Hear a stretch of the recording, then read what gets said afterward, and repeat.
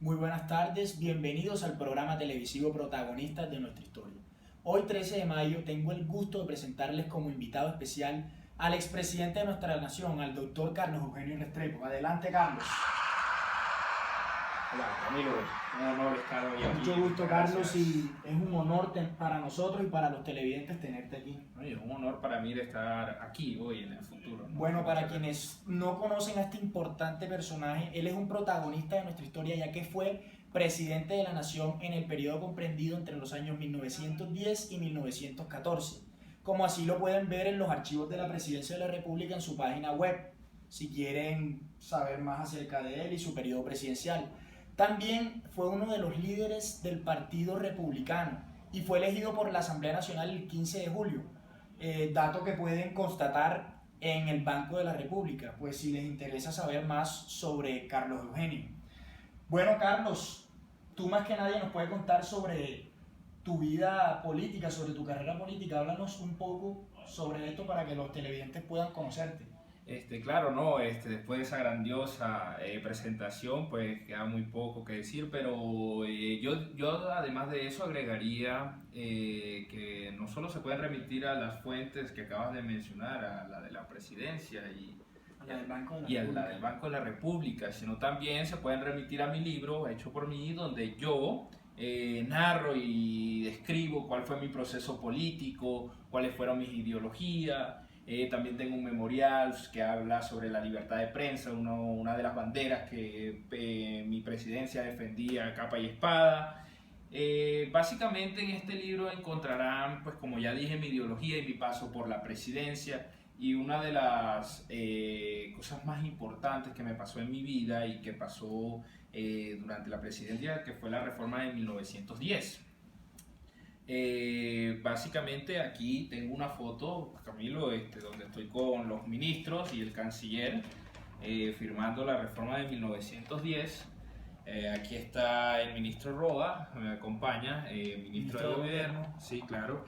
Mira, un detalle para ti del pasado. Muchísimas gracias, Carlos. Y pues, ya que traes a colación esta importante imagen, pues quería saber cómo fue publicado, pues, para la sociedad que se firmó esta reforma. Si en esa época muchos diarios se encontraban, pues, antes de eso censurados, el diario El Tiempo salió, fue un año después de tu periodo. ¿Cómo hizo la gente para enterarse de esta importante reforma que trajo, pues, muchos beneficios, se podría decir, a los colombianos? Sí, mira Camilo, fue una labor lo bastante tediosa y difícil, pero gracias al ministro Roa, al ministro de Gobierno en aquel entonces, se hizo un telegrama donde fue enviado a uno de los periódicos más importantes de aquel entonces, que era La República, donde se manifestó y se promulgó lo que fue la reforma de 1910. Logramos llegar a varias partes y por medio de esto fue que lo logramos, ¿no? Por ese telegrama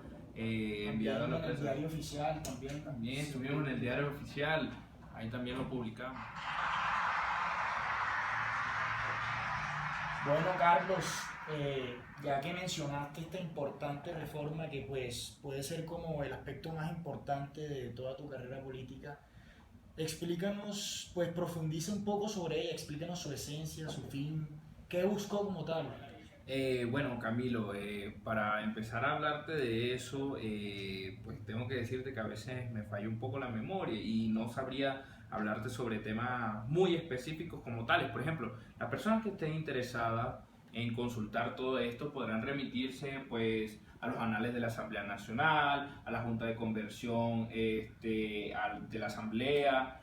Podrá remitirse también a la carta que hizo Ramón González Valencia en aquel entonces cuando era presidente, que él fue el que básicamente dio toda la apertura y redactó todo lo que fue esta. Puede dirigirse a lo que expidió el grupo de abogados del Ejecutivo en la Constitución y también en las leyes que se promulgaron en aquel entonces, se redactaron a través de la Asamblea Nacional. Pero básicamente, la reforma de 1910 buscó acabar ese proceso que venía con el presidente o el dictador, como diría yo, General Reyes, donde se convocaba una asamblea desde 1905, comenzó eso, una asamblea se convocaba por año y cada año esa asamblea no prácticamente desaprobaba lo que había dicho la otra. Entonces, ¿qué se buscó con la reforma de 1910? Se buscó limitar el poder del presidente de aquel entonces, de la rama ejecutiva, para que la rama legislativa tuviera en sí una autonomía mucho más grande, al igual que la rama judicial. ¿Por qué? ¿Cómo es posible que el general Reyes pudiera haber acabado con el Congreso, ¿no? Entonces era algo absurdo durante más de 5 o 6 años. Entonces, pues esto no era posible. ¿Y qué buscó eso? Contar al pueblo y además de eso limitar el poder, que era demasiado el que tenía la rama ejecutiva. Bueno, Carlos. Disculpe, expresidente, pero muchas personas hoy en día afirman que su movimiento fracasó, que su reforma no tuvo mayor trascendencia.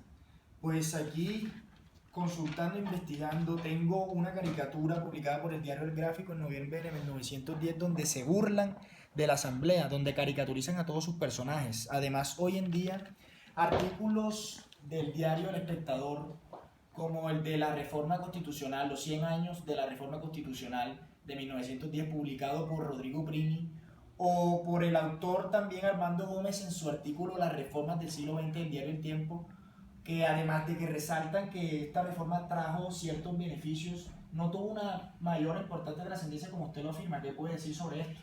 Mira, con respecto a lo del periódico, tendría que decir que cada presidencia, cada gobierno tiene su contraparte, es decir, siempre tendrá una oposición y la prensa siempre se encargará en algunos sectores de ridiculizar lo que se hace. Pues sí, básicamente es eso. Yo he defendido todo esto con la libertad de prensa. Ahora, te puedo decir que hay diarios más serios como el que yo fundé, que es el Republicano, La República, que digo. Ahora, con respecto a lo de mi gobierno, tengo que decirte que hay varias cartas que mantuve con ciertas personas donde me elogiaron y me demostraron por medio de su pensamiento que la labor de 1910 hasta 1914 con la reforma fue algo grandioso, como las cartas que mantuve con Aquilino Villegas, con Fernando González, la que mantuve con el Congreso de la República. Todas estas cartas, y es tanto con los jefes republicanos, todas estas cartas me mencionaban la grandiosa labor que tuvimos en la presidencia como tal, y la reforma, lo que se logró y materializó con la reforma. Expresidente, entonces podríamos concluir que autores como los que tengo aquí planteados, los que pude investigar, Caja Sarria con su libro El control judicial a la reforma constitucional, Pombo con Constituciones de Colombia, Maya con Control Constitucional y Presidencialismo Monárquico, también Molina con las ideas liberales en Colombia, podemos concluir que estos autores sí defienden lo que usted está diciendo. ¿Qué puede opinar usted de estos autores entonces? Bueno, Camilo, tendría que decirte que son gente coherente y que realmente están con un gobierno que sí le sirvió al país. Bueno, presidente, para no quitarle más de su tiempo y para que pueda regresar a su época, quiero concluir esta entrevista preguntándole pues lo que yo pienso, lo más importante de todo, cuál fue el papel del derecho en esa época con la reforma constitucional de 1910. Mira, pues básicamente habían dos opiniones.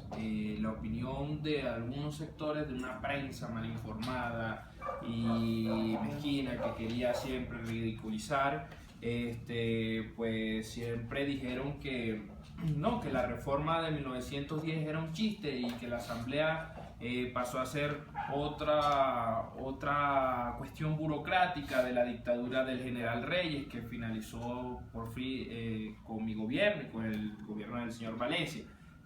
El papel del derecho en la reforma de 1910 básicamente fue limitar el poder de la rama ejecutiva. Fue una visión que muchos autores describieron como una visión futurista del derecho, ¿no? Era como velar por esa tridivisión del poder, que en verdad cada rama tuviera su autonomía y que no todo quedara en manos del poder del ejecutivo, del presidente. Básicamente fue eso lo que quiso la reforma de 1910, para evitar cosas como la dictadura del general Reyes o el quinquenio de su presidencia.